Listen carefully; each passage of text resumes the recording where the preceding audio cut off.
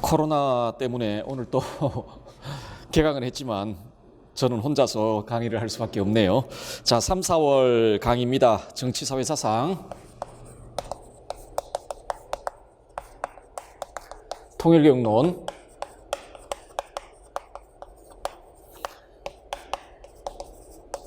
응용윤리 세 파트가 진행이 되겠습니다. 자, 제일 먼저 해야 될 일은 요거, 그 다음에 이거, 그 다음에 이런 식으로 강의가 진행이 될 겁니다. 강의가 진행이 되고요. 자, 그래서 먼저 그 정치사회 사상 파트와 관련해서 잠시 말씀을 좀 드리도록 할게요.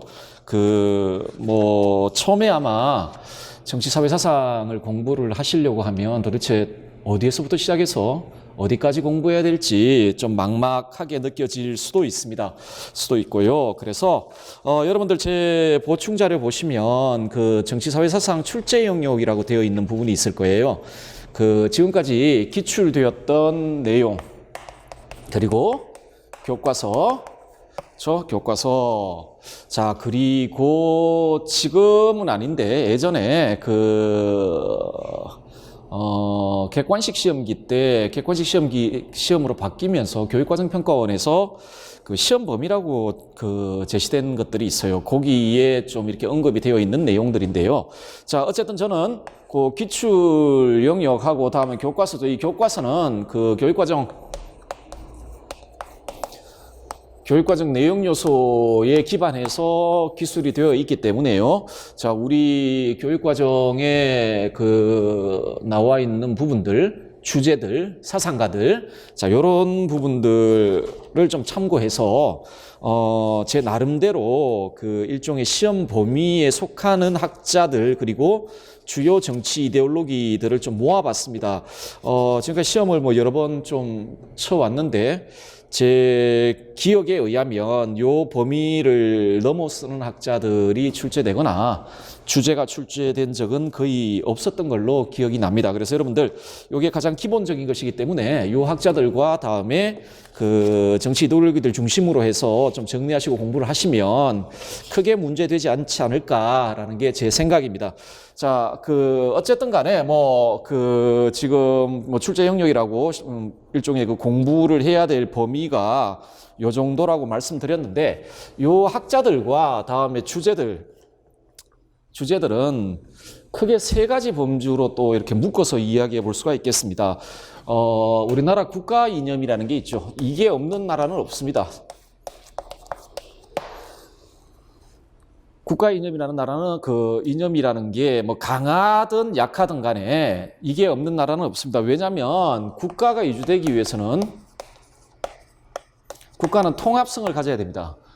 그렇죠? 국가가 통합되어 있지 않으면 국가가 유지될 수가 없죠. 4분 5열 되어 가지고 뿔뿔이 다 흩어져 있으면 그걸 국가를 할 수가 없죠. 국가를 할 수 없고 국가가 존속할 수도 없을 것이고 하기 때문에 어떤 형태의 국가이든지 간에 국가 구성원들에게 강하게 영향을 주든 아니면 좀 느슨하게 영향을 주든 간에 국가 이념이라는 건 존재하고요. 우리나라 국가 이념은 헌법에 나와 있죠. 우리나라는 민주공화국입니다. 그렇죠? 그래서 민주주의가 국가 이념이라고 할 수 있을 겁니다. 있을 것이고, 또 하나가 민주공화국이니까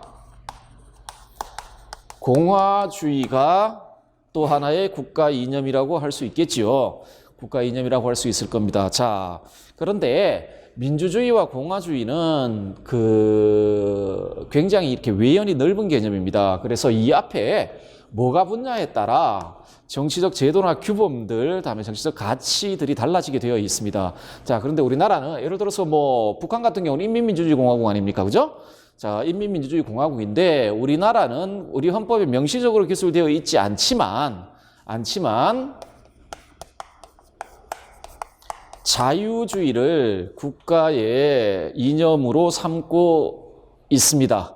삼고 있고요. 그래서 어떤 분들에 따라서는 헌법을 개정하면서 민주공화국이다라는 말을 좀 더 구체화해서 자유민주주의, 자유민주공화국이다라고 구체적으로 기술하자라고 주장하시는 분들도 있는데요. 어쨌든 크게 이야기하면 우리나라의 국가 이념은 민주주의, 공화주의, 자유주의라고 할 수가 있을 것 같습니다. 그리고 여러분들이 아마도 물론 우리 교과서에는 사회주의라든지 이런 것들이 기술되어 있습니다만은 그거는 이제 비교해 보기 위한 것이겠죠. 자, 어쨌든 여러분들은 요 3대 이념을 중심으로 공부를 하시게 될 겁니다. 그리고 이 이념은 그냥 하늘에서 뚝 떨어진 것은 절대 아닙니다. 긴 역사를 통해 형성되고 발전되어 온 이념입니다. 하기 때문에 뭐 민주주의와 관련해서도 예를 들어 고대 아테네의 민주주의와 현대 민주주의 시스템은 분명히 좀 다르고요. 이 민주주의 안에서도 다양한 시각들이 존재하고요. 공화주의도 마찬가지입니다. 다양한 시각의 공화주의자들이 있고 자유주의도 마찬가지죠. 자, 이 형성 발전, 이 이념들은 어느 시점에서 인간들의 노력에 의해 형성되었고 그리고 끊임없이 자기 비판 과정을 거치면서 그리고 외부의 비판 과정을 수용하면서 변화되어 왔습니다. 발전되어 왔고요. 자, 그 과정에 이런 형성과 발전에 중요하게 영향을 미친 사상가들 들이 있고 다음에 여러 이론들이 존재합니다. 자, 그 출제 범위라고 되어 있는 곳에 나와 있는 그러니까 출제 영역이라고 되어 있는 부분에 나와 있는 학자들은 크게 말씀드리자면 이 3대 이념의 형성과 발전에 크게 기여한 학자들이다라고 생각하시면 되겠습니다. 그래서 그 3대 이념이 형성되고 발전되어 나오는 과정에서 각각의 학자들이 그 지금 출제 영역에 들어와 있는 학자들 그리고 이론들이 어떤 기여를 했으며 어떤 주장을 하고 있는지 중심으로 여러분들이 살펴보시면 그 정리하시기가 훨씬 편하실 거라고 생각을 하고요. 제가 강의를 해 나오는 과정에서 보면 우리 시험 범위 안에는 여러 범위들이 들어가 있죠.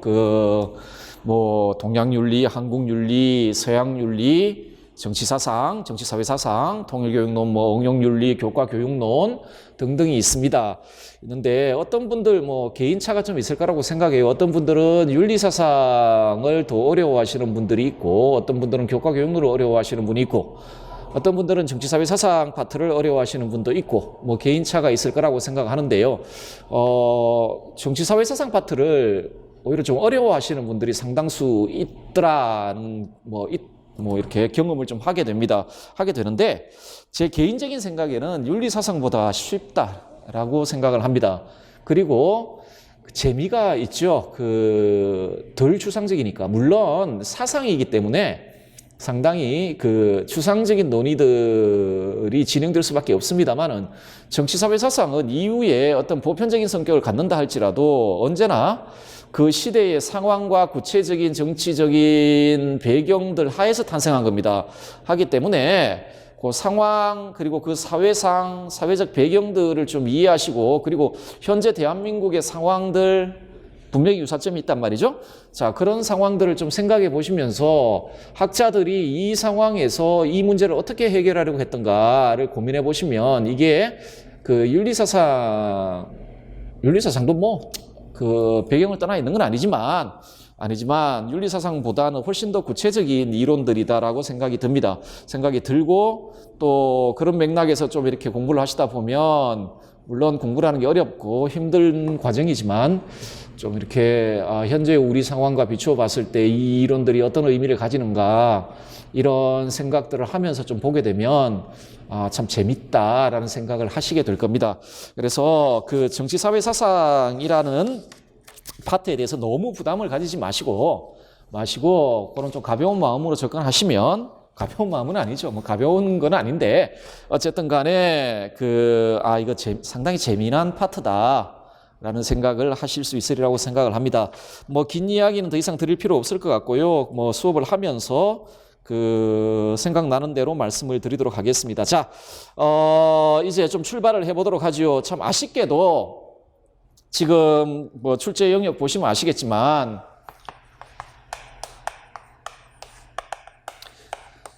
동양 사상가가 한 명도 없습니다.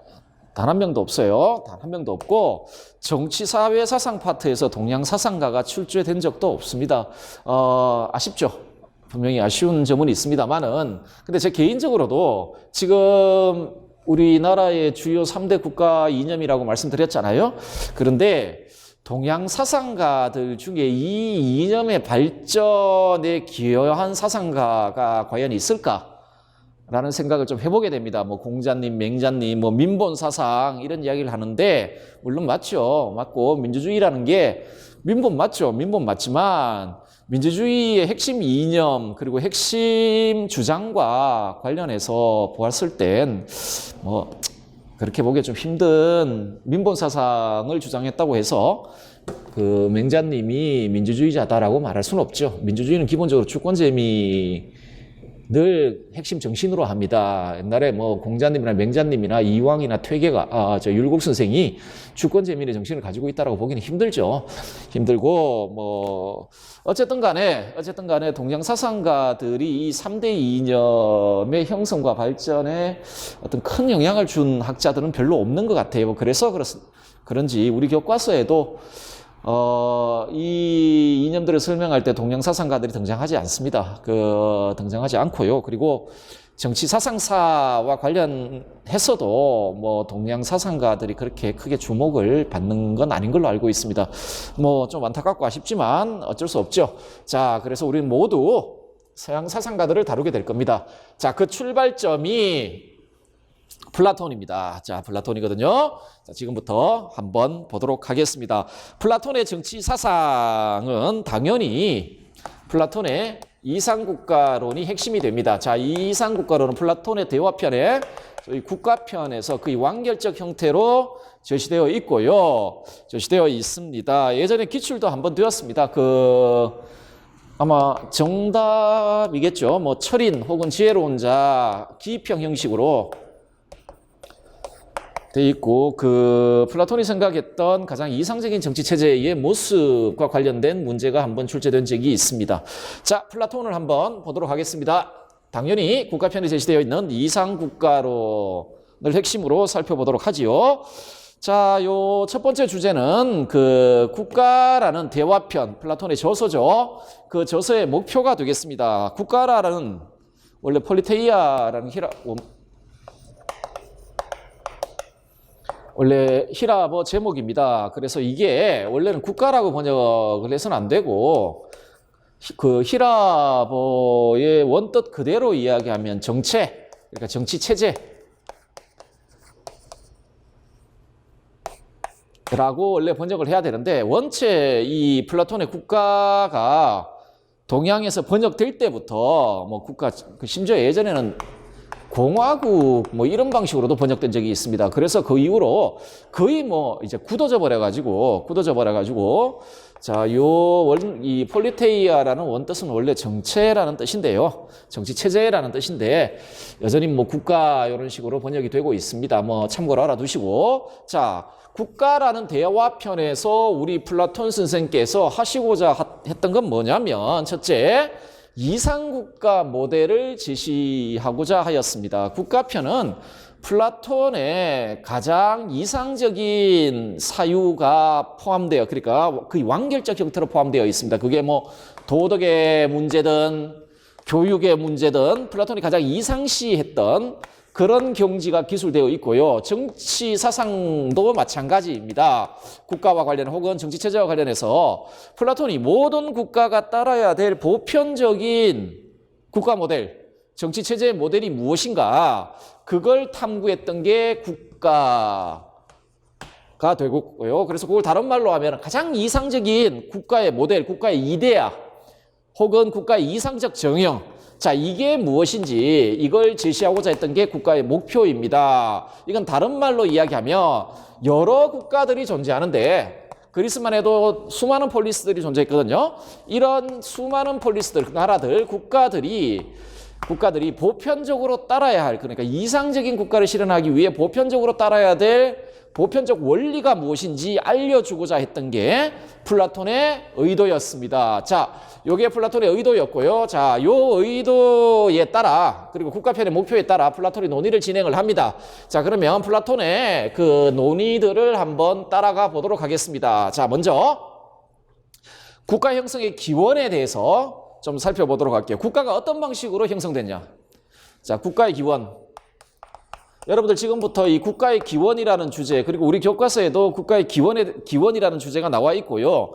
기원에 대해서 여러 학자들이 다양한 방식으로 이야기를 합니다. 뭐 예를 들자면 사회계약론자들 있죠. 계약론자들한테 국가의 기원은 계약입니다. 계약이에요. 국가의 구성원이 되고 그 이후에 계약 이후에 국가의 구성원이 될 사람들, 그 사람들 사이에 사회계약이 뭐 국가의 구성원, 그 국가의 기원이다라고 이야기하는 사람도 있고, 다음에 보실 아리스토텔레스 같은 경우는 자연적 구성물로 보는 것이죠. 그러니까 뭐 인위적인 계약을 통해 형성된 것이 아니라 인간 본성에 따라 자연적으로 형성된 산물, 자연적 산물이라고 보는 사람도 있고, 뭐 심지어 니체 같은 대표적인 정복설도 있고, 국가의 기원에 대해서는 여러 형태의 관점들이 존재하고요. 학자들마다 생각이 좀 다른데, 자, 플라톤은 도대체 국가가 어떤 방식으로 형성되었는지 와 관련하여 어떤 주장을 했는지 한번 보도록 합시다. 여기 보시면 개인의 자연적 성향이라고 되어 있는데, 자, 일단 논리를 따라가 보도록 하죠. 국가 형성 기원에 대한 플라톤의 논리입니다. 자, 일단 국가는 뭐냐? 국가는 사회 구성원들 사이의 서비스의 상호 교환 체계다. 뭐 말이 좀 어려운 것 같은데 어렵지가 않아요. 자, 홀로 A, B, C가 홀로 살 때 대단히 불편하겠죠, 여러분. 그렇죠? 여러분들 지금 열심히 공부하고 있는데 여러분들 실제로 공장에 가서 뭐 옷 한 번 만들어 본 적 없지 않습니까? 모르겠습니다. 혹시라도 그런 알바를 했는지 모르겠는데, 농사 지어서 농산물 한번 산출해 본 적 없죠? 그렇죠? 그럼에도 불구하고 여러분 옷을 입고 있고, 그리고 밥을 먹고 있습니다. 밥을 먹고 있단 말이죠. 자, 인간의 능력이라는 건 한정되어 있습니다. 한 사람이 자신의 생존을 위해 필요한 모든 것을 생산하는 건 대단히 불편할 뿐만 아니라 거의 불가능한 일이죠. 거의 불가능한 일입니다. 하기 때문에, 자, A라는 친구가 자, 생존을 해야 될 거 아니에요. 살아남아야 될 거 아닙니까? 하긴 살아남아야 되는데 이 생존을 위해 필요로 하는 재화를 홀로 다 산출할 수가 없단 말입니다. 자, 이럴 때 방법은 자, 얘는 옷과 관련해서 좀 자질이 있고, 이 친구는 농사를 잘 짓고, 이 친구는 집을 잘 만들어요. 그러면은 요 사람들끼리 자기 자신이 생산해낸 재화들을 서로 교환하게 되면, 어려운 말은 아니죠. 여러분들 다 그렇게 살고 있는 겁니다. 다른 사람들이 생산한 걸 이렇게 받는 거잖아요. 여러분은 또 선생님이니까 다른 사람들의 자식들을 가르치면서, 그렇죠? 여러분의 재능과 그리고 그 사람들의 재능을 교환해서 살아가고 있잖아요. 자, 국가나 이런 겁니다. 자, 달리 말하면 혼자 살 때보다 이런 방식으로 살게 되면 훨씬 더 좋은 삶을 살 수 있겠죠. 나은 삶을 살 수 있겠죠. 자, 그래서 모이는 겁니다. 모여서 서비스를 교환하는 거죠. 자, 그런데 이런 서비스의 교환, 이 교환이 원활하게 작동하려면은 어떻게 해야 되냐면 노동의 분화와 임무의 전문화가 필요합니다. 자, 보세요. 이런 식으로 모였어요. 이런 식으로 모였단 말이에요. 아, 이게 홀로 생존에 필요한 재화를 다 산출할 수가 없다. 자, 그런데 나는 옷을 잘 만들고, B는 음식에 필요한 농산물을 농사를 잘 짓고, C는 집을 잘 만들고. 자, 그러면 요들 사이에 서비스의 교환이 원활하게 잘 이루어지기 위해서는 어떻게 해야 되겠까요? 얘와 얘가 자기 자신의 성향과 관련해서 가장 잘할 수 있는 하나의 일에 종사하는 겁니다. 그렇죠? 자, 그렇게 되면 어떤 일이 발생하냐면 자기가 입을 옷 플러스 자기 자신이 소비할 수 있는 옷 이상의 것을 산출하겠죠.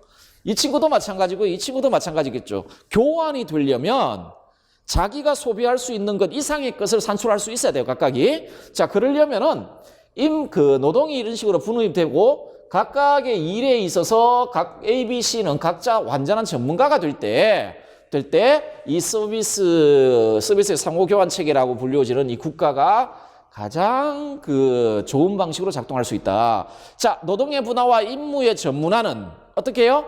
타고난 개인의 자연적 성향이 다르기 때문에 가능한 겁니다. 여러분도 뭐 보세요. 교육과 관련해서도 그렇지 않습니까? 여러분들 저는 교육학 잘 모르지만 유전 교육에 있어서 그 유전자가 끼치는 영향은 좀 크죠. 여러분들 예체능 같은 데는 거의 제가 봐서 거의 유전자 타고나야 되는 것이고, 각각의 애들마다 타고난 소질들은 분명히 다 다른 것 같아요. 제가 이렇게 봐도. 자, 다 다른 것 같은데, 자, A는 자신 타고난 바 옷을 잘 만드는, 그러니까 옷을 잘 만드는 자연적 성향을 가지고 있고, B는 농사를 잘 짓는 자연적 성향을 가지고 있고, C는 건물을 잘 짓는, 집을 잘 짓는 자연적 성향을 가지고 있는 거예요. 그렇기 때문에 노동의 분화와 임무의 전문화가 가능한 겁니다. 전문화가 가능한 거예요. 자, 따라서 국가는 타고난 개인들의 자연적 성향에 의존하여 성립한다라는 게 플라톤의 결론이에요. 그렇겠죠? 자, 다시 한번 정리하자면 국가는 보다 더 나은 삶을 살기 위해서 혼자서는 힘들단 말입니다. 살기 위해 사람들이 모여 있는 곳인데 구체적으로 말하자면 서비스를 상호 교환하는 체계입니다.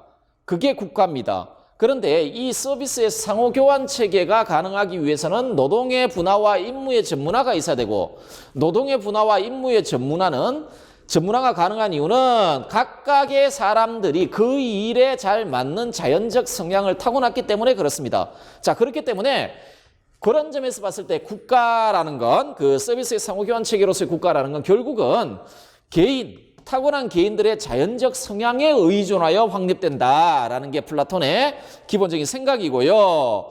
자, 이런 점에서 봤을 때 국가 형성을 가능하게 만들었던 가장 근원적인 기원은 개인의 자연적 성향이다라는 게 플라톤의 기본 입장이 되겠습니다. 자, 요 주장은 이후에 전개될 플라톤의 이상국가론에서 상당히 중요한 의미를 가지고 작용을 하게 됩니다.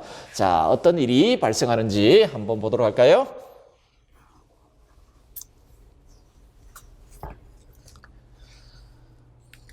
자, 이상국가, 왜 이렇게 되어 있죠? 자, 이상국가, 정의로운 국가. 자, 봅시다. 이제 국가의 기원에 대해서 이야기를 했습니다. 국가의 기원에 대해서 이야기를 했고요.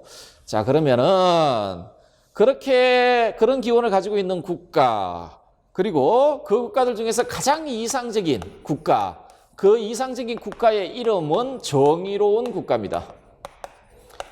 자, 정의로운 국가 혹은 올바른 국가가 가장 이상적인 국가다라는 말입니다. 자, 그러면 여러분, 이게 왜 이상적인 국가인지를 알기 위해서는 요 단어, 요 용어에서 사용되고 있는 요 정의라는 용어의 의미를 아셔야 됩니다. 그렇죠? 요 정의의 의미를 아셔야 정의로운 국가가 어떤 국가인지를 알 수가 있겠죠. 자, 지금부터 그걸 탐구해 보도록 하겠습니다. 자, 일단 정의로운 국가 수립 조건 한번 보도록 할게요. 정의로운 국가는 어떤 국가냐? 모든 국가 구성원이 최선의 삶 혹은 달리 이때 최선의 삶이란 최우선 행복이에요. 자, 최선의 삶이란 행복한 삶을 말합니다. 최선의 삶이란 행복한 삶을 누리는 한마음 한뜻으로 하나된 나라. 자, 이게 1차적인 정의입니다. 정의로운 국가는 모든 국가 구성원입니다. 어떤 계층이나 어떤 특정 개인이 아니라 국가를 구성하는 모든 사람들이 최선의 삶, 즉 행복한 삶을 영위하는, 누릴 수 있는 나라인데, 그 나라는 어떤 나라냐면 한마음 한뜻으로 하나된 나라입니다. 자, 국가는 적어도 2인 이상으로 구성되겠죠. 그 사람들이 뿔뿔이 흩어져 있는 게 아니라 그 복수의 사람들이 한마음 한뜻으로 통합되어 있는 그런 나라가 정의로운 국가이다. 자, 그러면 이런 국가가 수립되기 위해서는 어떤 일이 있어야 되냐? 첫째, 국가를 구성하는 모든 부분이 각자의 고유한 역할을 훌륭하게 수행해야 합니다. 이게 첫 번째 조건입니다. 자, 아까 국가가 어떤 식으로 형성된다 그랬죠? 자, A라는 사람이 있다 칩시다. 아까 다시. 이 사람은 옷을 잘 만들어요. 그런데 농사를 잘 못 짓고, 그리고 손기술이 없어서, 손기술이 없는데 옷을 잘 만들 수는 없죠. 어쨌든 간에, 뭐, 집을 지을 수 있는 기술은 별로 없어요. 타고난 성향이 그래요. 자, 그래서 A가 농사를 잘 짓는 B를 받아들입니다. 야, 우리 같이 모여 살면서 나도 내가 그 옷을 만들 테니까 만드는 것 중에 내가 입을 거 빼고 너한테 네가 입을 줄게. 너는 농사 지어서 남는 거 나한테 주라. 이런 식으로 이제 교환을 하는 거죠. 자, B를 받아들여요. 그런데 둘 다 옷을 잘 만들고 농사를 잘 짓기는 집을 잘 못 짓는단 말입니다. 야, 이거 뭐 옷 입고 밥만 먹어서 살 수 있는 건 아니지 않냐. 비도 피해야 되고 추위도 피해야 되고 뭐 더위도 피해야 되지 않냐. 그러니까 둘러보니까 C가 얘가 집을 잘 짓는 거예요. 그래서 다시 C를 또 받아들여요. 자, 이런 방식으로 국가가 형성된 거예요. 그렇죠? 자, 그래서 최초의 국가는 매우 작은 국가였어요. 이런 걸 최소 필요 국가 뭐 이렇게 이야기를 하죠. 자, 어쨌든 간에 이런 형태의 국가가 제대로 돌아가려면 이거 서비스의 상호 교환 체계라 그랬지 않습니까? 돌아가려면 어떻게 해야 되죠? 이 국가를 구성하고 있는 구성원들이 각자 자기 자신의 일을 잘 해야 돼요. 그래야지 교환이 일어날 거 아닙니까? 국가가 형성된 이유가 여기 있으니까요. 자, 각자 자기 자신의 성향에 부합하는 일들, 역할들을 가장 잘 수행해내야 됩니다. 그래야만 이 세 명이 최선의 삶을 살 수가 있어요. 그렇지 않으면 혼자 사는 게 낫죠. 자, 그런데 이것으로 끝나면 안 되죠. 이것으로 끝나면 안 돼요. 예를 들어서 얘가 생산은 다 해내는데 나눠주질 않는 거예요. 자기 것 나눠주지 않고 남의 것 막 뺏고 힘이 세다고 그러면 안 되겠죠. 그렇겠죠? 자, 각자가 각자 일을 잘 하면서도 요런 형태의 국가가 한마음 한뜻으로 하나가 돼야 돼요. 그러려면 한마음 한뜻으로 하나가 된다는 이야기가 뭐죠?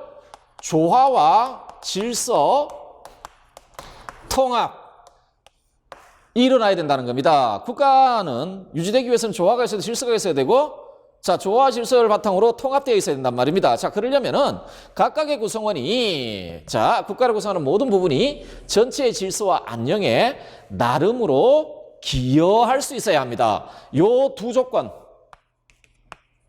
이 두 조건이 충족되어야만 정의로운 국가가 실현될 수가 있다.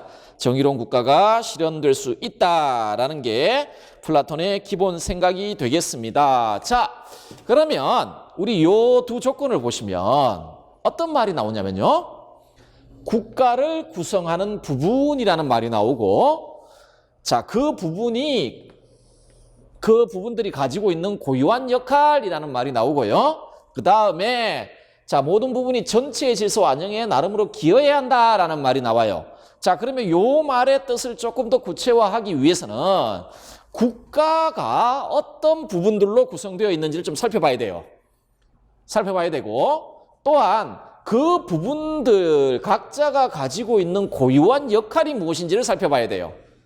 살펴봐야 되죠? 자, 그럴 때에만 요 내용이 좀 구체화될 수가 있습니다. 자, 그 생각으로부터 그 유명한 자, 국가의 세 부분과 다음에 소위 국가의 주요 네 가지 덕이라는 사주덕이라는 플라톤의 이론이 제시가 됩니다. 자, 여러분들 그 최소 필요한도의 국가, 제일 처음에는 사람들이 의식주만을 해결하기 위해서 A, B, C가 이렇게 모였는데, 그런데 인간은 동물이 아니지 않습니까? 인간은 최소 필요, 먹고 자고 입고 하는 자기 보존과 관련되어 있는 최소한의 필요 이상의 욕구를 가진 존재입니다. 인간은 정신적인 존재지 않습니까? 문화적인 욕구, 뭐 여러 가지 욕구들이 있잖아요. 사회적인 욕구, 정치적인 욕구, 도덕적인 욕구. 자, 이런 욕구들을 가진단 말입니다. 그래서 이 필요가 확장이 돼요. 필요가 확장이 돼요. 자, 그러면 어떻게 됩니까? 이 욕구들 있잖아요. 이 필요들을 충족시킬 수 있는 사람들을 더 많이 받아들여야 돼요. 더 많이 받아들여야 되는 겁니다. 욕구와 관련해서, 이 필요와 관련해서 그걸 해결해 줄 수 있는 사람들을 막 받아들여야 돼요. 이러다 보니까 인구가 증가할 수밖에 없죠. 인구가. 자, 요런 나라를 플라톤이 호사스러운 나라 뭐 이렇게 부르는데, 어쨌든 간에 인구가 이렇게 증가할 수밖에 없습니다. 사람이 많아질 수밖에 없고요. 사람이 많아지면 어떤 일이 발생하죠? 뭐가 필요해집니까? 살아야 될 공간이 필요해지지 않습니까? 하기 때문에 영토를 넓히고자 하는 욕구가 발생을 합니다. 이렇게 영토를 넓히고자 하는 욕구, 그리고 또 일을 해줄 수 있는 사람들 또 많이 받아들여야 되잖아요. 그죠? 자, 문제는 뭐냐면, 자, 이런 방식으로 국가가 커지는데, 그런데 문제가 이게 전 세계에서 국가가 하나밖에 없으면 문제가 안 돼요. 문제가 안 되는데 옆에도 국가가 있을 거 아닙니까? 얘네들도 그런 욕구를 가지고 있을 거라는 거죠. 자, 이러니까 이게 국가들이 팽창을 하다 보면 어떤 일이 발생할 것 같아요? 결국 분쟁이 발생합니다. 분쟁이 발생해요. 자, 인구가 늘어나고 영토가 커지면서 대외적으로는 다른 나라들과의 분쟁이 발생하고, 대내적으로는 인구가 많아졌잖아요. 3명만 있으면 질서 잡는 거 쉬워요. 그런데 인구가 많아지니까 이게 힘들어지는 거예요. 이게. 자, 대내적으로는 한 국가의 조화와 질서를 유지하고, 대외적으로는 다른 나라의 침략에 맞서 국가를 지켜야 되는 일이 생겨난단 말이죠. 자, 마찬가지예요. 그러면, 자, 소위 말해서 통치해야 되고, 나라를, 그 다음에 나라를 보호해야 될 필요성이 생기는 거예요. 자, 이것도 마찬가지예요. 플라톤의 관점에서는, 자, 어떻게 해요? 어떻게 해요? 자기 타고난 바 자기 자신의 자연적 성향에 맞는 사람이 이 일을 맡아야 돼요. 통치와 수호, 나라를 보호하고 보존하고 수호하는 사람, 이런 일이 있으면, 혹은 역할이 있다라면 이 역할에 가장 자연적 성향에 따라 가장 잘 적합한 사람들이 이 일을 맡아야 된다는 거예요. 이 일을 맡아야 된다는 겁니다. 자, 그래서 이런 관점에서 플라톤이요, 국가를 크게 세 부분으로 나눠요. 이건 전부 국가 내에서 수행해야 할 일과 관련되어 있어요. 자, 세 부분이 뭐냐면, 첫 번째 부분입니다. 다스리는 부분입니다. 통치하는 거예요. 국가를 통치하는 부분이에요. 자, 다스리는 부분인데, 자, 요 다스리는 부분이 하는 역할을 한번 봅시다. 국가 내에서 어떤 역할을 하느냐? 지혜로운 자들이, 자, 통치를 담당할 사람은요, 통치와 관련하여 자신의 자연적 성향과 이 통치와 관련해서 가장 적합한 사람들이 맡아야 돼요. 자, 가장 적합한 사람들은 어떤 사람들일까? 국가의 선. 자, 국가가 왜 생겼냐면 보다 나은 삶, 좋은 삶을 살기 위해 생긴 거예요. 선을 실현하기 위해 생겼단 말이죠. 선한 삶을 살기 위해 생겨난 거예요. 좋은 삶, 훌륭한 삶, 행복한 삶을 살기 위해 사람들이 모인 겁니다. 자, 그렇다면 그런 목적을 달성하기 위해서는 국가의 선에 대한 참된 지식을 가지고 있는 사람이 통치를 해야 되겠죠. 국가의 선에 대한 참된 지식을 가지고 있고 그걸 실현할 수 있는 능력을 가지고 있는 사람이 통치자가 될 때 국가는 그야말로 선한 좋은 나라가 될 수 있다는 겁니다. 그래서 이런 지식을 가지고 있는 사람 혹은 통치술과 관련하여 참된 지식을 가지고 있는 사람을 철인 혹은 지혜로운 자라고 하죠. 자, 다스리는 부분은 지혜로운 자들이 특별히 단련된 자신의 지성을 활용하여 국가 전체의 선을 파악하고 이에 근거하여 정책을 수립하여 국가를 통치하는 것이 이 부분이 하는 일입니다. 이 부분이 하는 일이에요. 자, 여기서 우리 윤리사상 공부하셨으면 아시겠지만 덕이란 히라브로 아르테라고 말씀드렸고, 이건 뭐 훌륭함, 혹은 탁월함, 탁월성, 뭐 탁월함 이렇게 번역이 되고요. 이때 훌륭하다, 탁월하다는 말은 어떤 말이냐면 어떤 일과 관련하여 탁월함.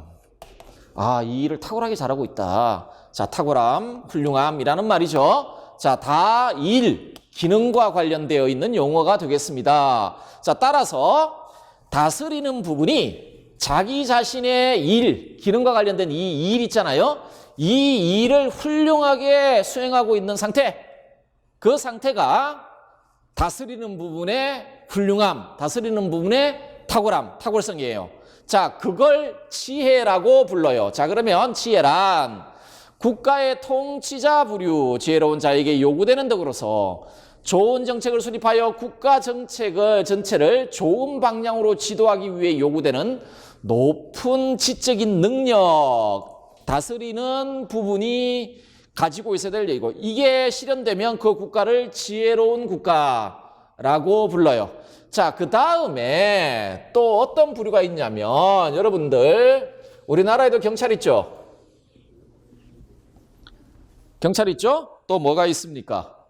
군대가 있지 않습니까? 뭐죠? 대내적으로는 치안을 담당한다는 건요, 한 사회의 국가의 질서를 잡아주는 것이죠. 그리고 바깥으로는요, 군대가 있다는 건 대외적으로는 외부의 적에 맞서 우리나라를 수호하는 것이죠. 자, 이 부분을, 자, 바꿉시다. 이 단어가 이상하네.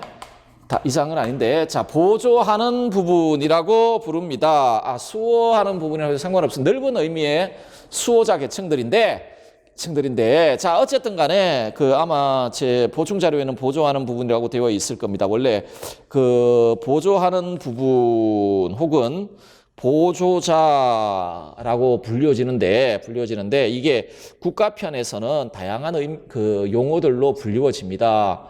최초에는 수호자라고 불려지기도 했고, 이때 수호자란 넓은 의미의 수호자입니다. 이 수호자 안에는 통치자하고 이 보조자가 다 포함이 되고요. 그 다음에 협력자 혹은 보조자 이렇게 불려요. 자, 보조자라는 말이 뭘까요? 누굴 보조하겠습니까? 통치자를 보좌한다. 협력자라고 불릴 때 누구에게 협력할까요? 통치자에게 협력하는 겁니다. 자, 그러면 이 부분이 하는 일이 뭐냐? 이 부분이 하는 일은 통치자의 명령이죠. 이거는 보통 국가에서 법으로 나타나죠. 통치자의 명령을 수호하며 통치자를 보조하여 내외의 적에 맞서 국가를 방어하는 것, 이게 보조하는 부분, 보조자들의 기능이자 일입니다. 자, 이 일을 잘하고 있는 상태, 그게 이 부분의 덕일 텐데, 그 덕의 이름을 용기라고 불러요. 용기라고 불려요. 자, 여러분들, 보조자가 되기 위해서는 자연적 성향이 어때야 되겠습니까? 다른 사람들보다 용맹해야 됩니다. 그렇겠죠? 용맹해야 돼요. 예를 들어 경찰이 되든 군인이 되든, 예를 경찰인데 앞에 막 몸에 용문신하고, 그렇죠? 뭐 온몸에 문신하고 막 우락부락하고 이제 머리 짧게 깎고 이제 덩치 큰 조폭 아저씨가 지나가는데, 그 아저씨가 행인에게 폭력을 가하고 있단 말입니다. 그런데 경찰이 그 모습 보고 겁이 나가지고 도망을 간다면 그게 어떻게 경찰이겠습니까? 제압을 해야 되잖아요. 군인이 전쟁터에 나와가지고, 전쟁터는 정말 무서운 상황입니다. 정말 겁나는 상황이죠. 모의 전투에도 겁나는데 실제 전투 상황이면 정말 겁날 겁니다. 그래서 전장에서는 예전에 제가 군대에 있을 때 모의 전투 한다고 예전에 한번 그런 일을 한번 해본 적이 있는데, 한미연합사, 그러니까 미군하고 같이 이렇게 훈련을 한 적이 있었는데, 그래서 실제 이렇게 일종의 시뮬레이션이죠. 전쟁을 가상해서 이렇게 시뮬레이션 하는 일종의 워게임을 해본 적이 있는데, 그래서 D+1이, 그러니까 전쟁 발생하고 1일째 어떤 일이 발생하고 2일째 어떤 일이 발생하고 이러면서 그에 대해서 대처하고 이런 겁니다. 이런 건데, 어느 시점에 딱 가니까 군대 내에 정신 이상자들이 생기기 시작해요. 생기면서, 자, 이런 사람들 어떻게 대처할 것인가에 대해서도 이제 교육하고 그렇게 한 적이 있습니다. 그거 당연합니다. 대단히 두려운 상황입니다. 죽음의 공포라는 건 어마어마하죠. 자, 그런 두려움, 공포, 여기에 져버리면 어떻게 군인이 되겠습니까? 하기 때문에 이 보조자 그룹 부분은 자연적 성장상 굉장히 용맹한 사람들이 맡아야 됩니다. 다스리는 부분은 지적인 능력이 탁월한 자들, 높은 지력을 타고난 자들이 자연적 성장상 타고난 자들이 맡는다라면 이 부분은 용맹한 자들이 맡아야 되는데 문제가 뭐냐면 이 용맹 그 자체가 덕이 아니에요. 이게 왜냐하면 여러분 조폭도 용맹해요. 조폭도 용맹합니다. 강도도 용맹하죠. 악인들 용맹합니다. 해적들 얼마나 용맹합니까? 그렇잖아요. 자, 이게 절도 있게 규제되지 않으면 오히려 악의 원인이 돼요. 자, 하기 때문에 용기란 어떤 거냐면 이 용맹함이 그야말로 선을 이뤄내기 위해서는 언제나 지혜에 의해 인도되어야 합니다. 달리 말하면 통치자의 명령에 의해 인도되어야 돼요. 자, 용맹함이 지혜와 결합함으로 형성되는 보조하는 부분의 덕입니다. 통치자의 명령에 따라 내외의 적에 맞서 굳건하게 국가를 수호하기 위해 요구되는 지혜와 혼합된 덕입니다. 이걸 왜 지혜와 혼합된 덕이라고 말하는지 아시겠죠? 용맹한 그 자체는 덕이 아니에요. 이건 그냥 하나의 정신적인 성질일 뿐인데 이게 잘 이용되어서 선을 산출하기 위해서는 지혜에 의해 이끌어져야 되기 때문에 그렇습니다. 자, 입니다. 구체적으로 자, 용기라는 건요. 아까도 말했죠. 전쟁 상황이라는 건 굉장히 두려운 상황이에요. 두려운 상황이에요. 공포라는 감정을 느낄 수밖에 없는 상황이에요.